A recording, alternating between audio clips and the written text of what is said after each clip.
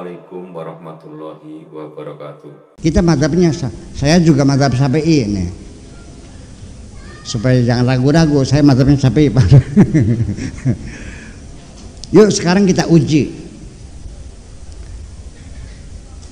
mana yang benar. Kalimatnya aula mastumun nisa. Dalam ilmu konjugasi dan ilmu morfologi, ketika kalimat itu dikonjugasikan, dirubah, maka maknanya menjadi berubah. Fiilnya lamasa, mudhari'nya yalmasu, masdarnya lamsan. Begitu ditambah sisipan alif setelah fa'ul fi'li, lamasa yulamisu mulamasatan, itu maknanya berbeda. Kalau lamasa menyentuh, tetapi kalau lamasa panjang ya, lamasa itu artinya bersentuh-sentuhan. Perempuannya pegang, laki-lakinya pegang. Suaminya ngeremes, istrinya, sehingga yang batal itu bukan sentuhan, kata Imam Maliki. Kata Imam Hambali tergantung, karena dia ngantongin ada dua hadis. Nabi pernah mencium istrinya langsung sholat, ada lagi hadis setelah mencium istrinya wudhu lagi. Oh, berarti ada dua kualitas ciuman yang berbeda. Imam Syafi'i kenceng, jadi sekalipun wazannya la masafa'ala bal huwa yabqa ala ma'nahu thulathi mujarrad, sama dengan la masa, tidak saling tapi menyentuh saja sudah batal. Dia buktikan dengan bahasa Arab, seperti bahasa bilang kalau orang habis kawin kita mengatakannya barokallah, barokallah.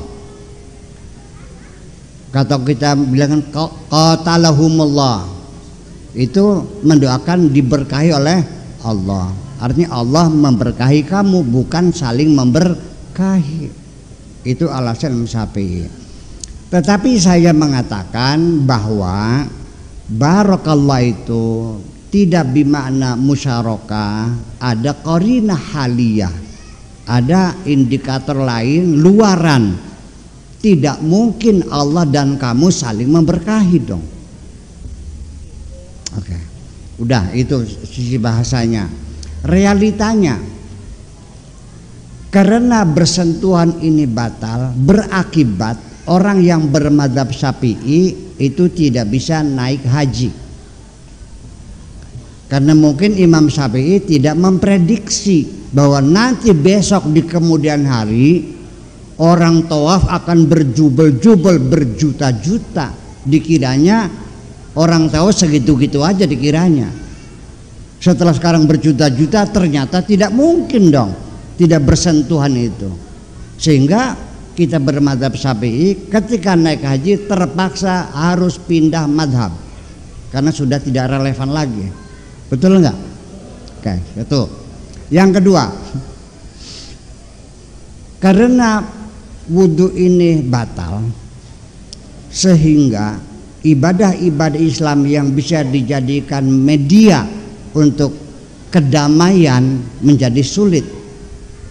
Maksud saya begini, seorang istri lagi bertengkar dengan suaminya, datanglah waktu maghrib, Allahu Akbar, paling enak mah berhenti bertengkarnya, berhenti dulu dong, yuk sholat maghrib dulu berjamaah, nanti habis sholat maghrib kita berantem lagi.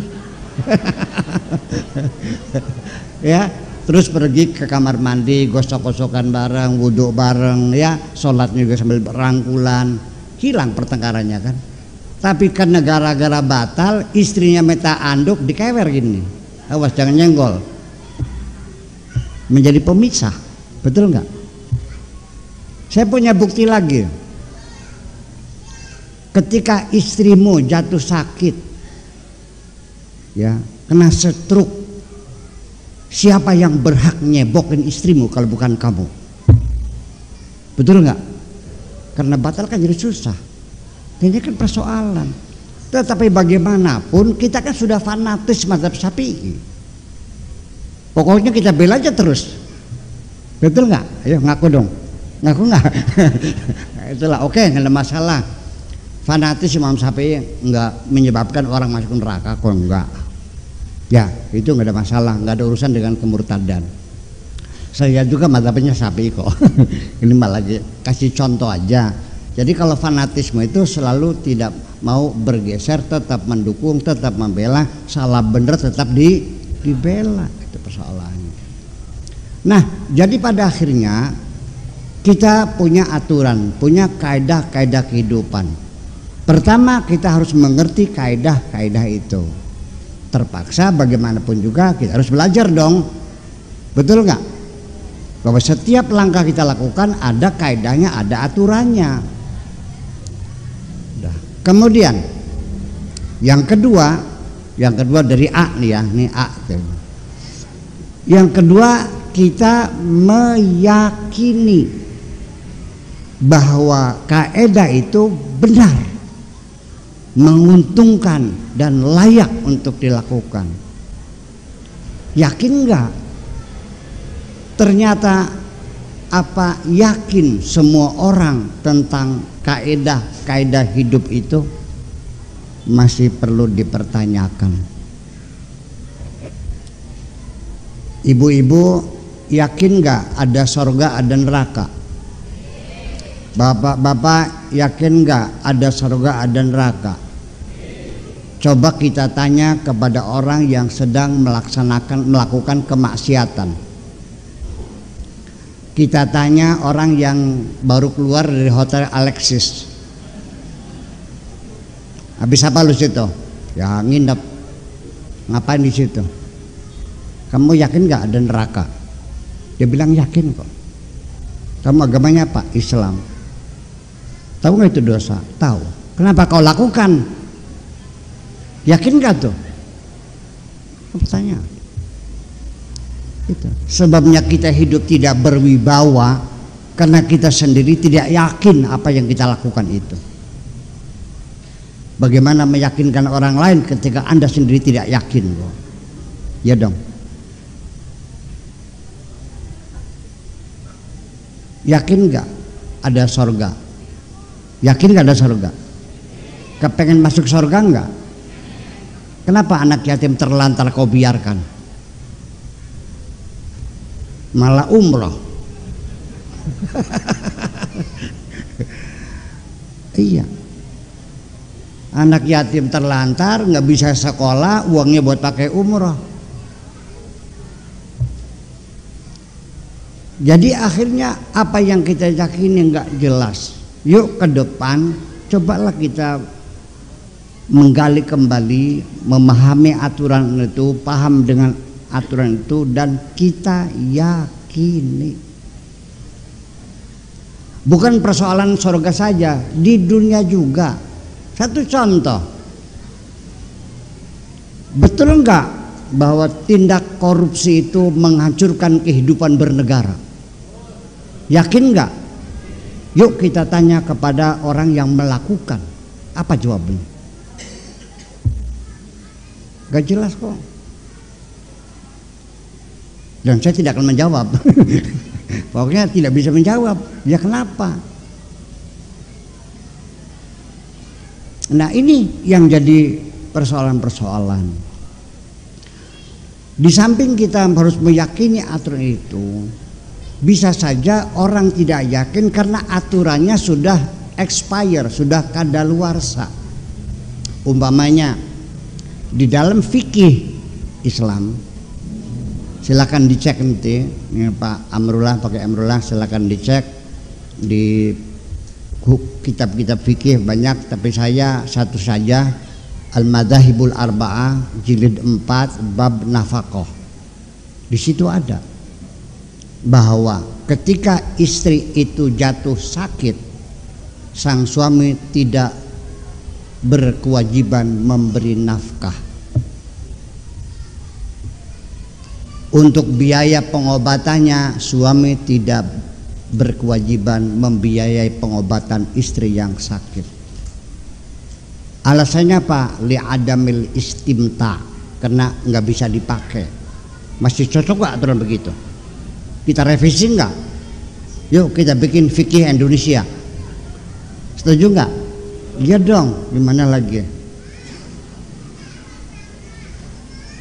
Dalam fikih, anak perempuan baru lahir boleh dikawinkan 2 tahun, 3 tahun, 4 tahun, 9 tahun, pokoknya di bawah umur boleh dikawinkan. Hanya persyaratannya kalau bayinya kurus nggak boleh dipakai, kalau gemuk boleh. Masih cocok nggak tuh? Kita revisi, bikin fikih Indonesia. Anak perempuan boleh dipaksa kalau walinya itu bapak kandung, wali mujbir, suka tidak suka dikawinkan paksa, maka pernikahannya sah. Ini fikih. Betul? Di bawah umur, masih umur 9 tahun, 8 tahun sah. Nanti kalau sudah bosan dicerai sah kapan saja, dengan isyarat pun jadi. Bil kunyah atau bil talaq bil kinayah atau bis sarihah. Dengan isyarat pun sah, dengan bergurau pun sah.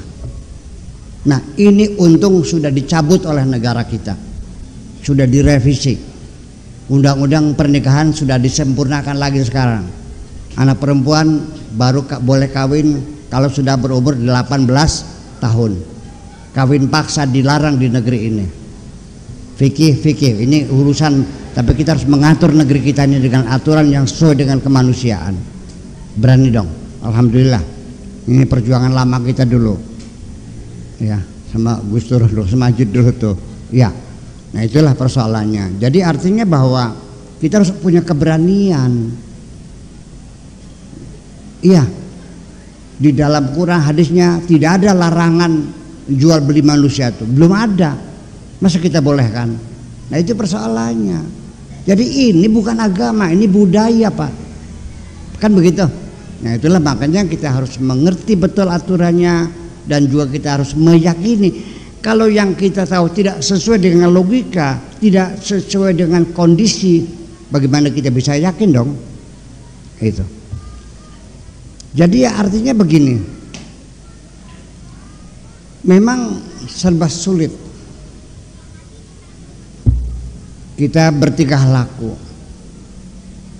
Ketika pakai rok mini banyak yang ngomel, tidak bermoral, tidak berakhlak, betul enggak?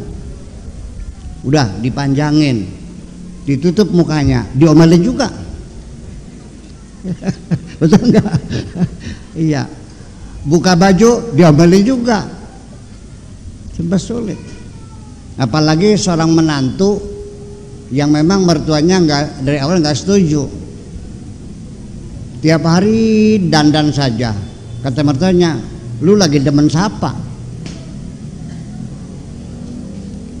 Tiap hari masak yang enak-enak. Kata mertuanya, nggak bakal kaya lo begitu caranya mah. Tiap hari masak kayak restoran aja.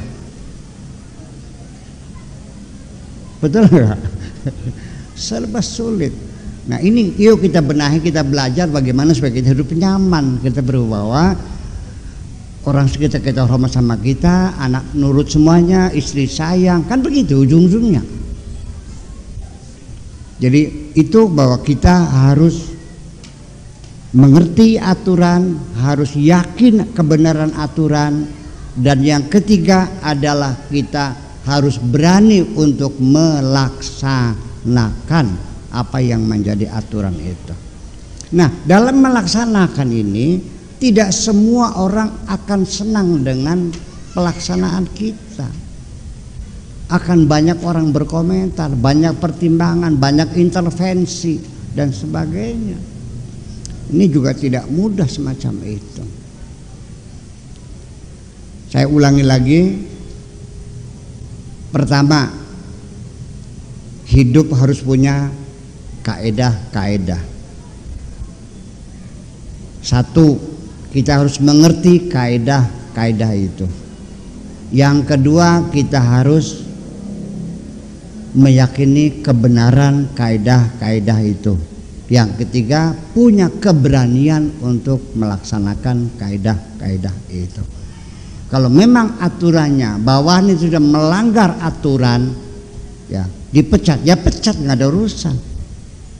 Kalau mau berwibawa, ya dong. Oke. Yang kedua, kita harus luas hidupnya, harus fleksibel. Ya, jangan kaku, jangan keras, fleksibel. Nah, dari fleksibilitas ini ada 3 poin yang perlu kita cermati. Pertama, fleksibilitas kita, keluasan kita ini, satu, kita harus siap menerima realita adanya kemajemukan dalam hidup ini. Ya, yang pakai jenggot biarkan pakai jenggot, lu jangan rewel loh. Jenggot-jenggot dia ngurusin apa? Iya, kamu repot nggak pakai jenggot? Ada orang pakai jenggot, Anda terganggu nggak? Nggak usah, tambah panjang, tambah goblok, ngapain? Jenggot-jenggot dia kok. Tetapi sebaliknya, yang pakai jenggot jangan mengatakan yang tidak pakai jenggot berdosa dong. Itu aja kok. Kita siap. Yang pakai barko itu yang ketutup semua, silahkan.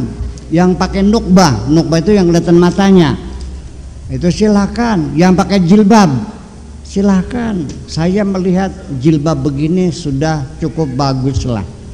Saya bangga, saya nyaman melihat ibu-ibu sudah pakai jilbab, alhamdulillah. Tapi tolong, perempuan yang tidak pakai jilbab jangan kau hinakan, jangan kau rendahkan. Itu hak dia juga, siap berbeda. Paham nggak?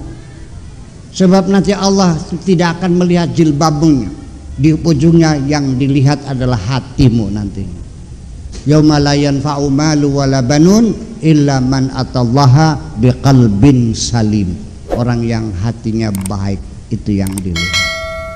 Assalamualaikum warahmatullahi wabarakatuh.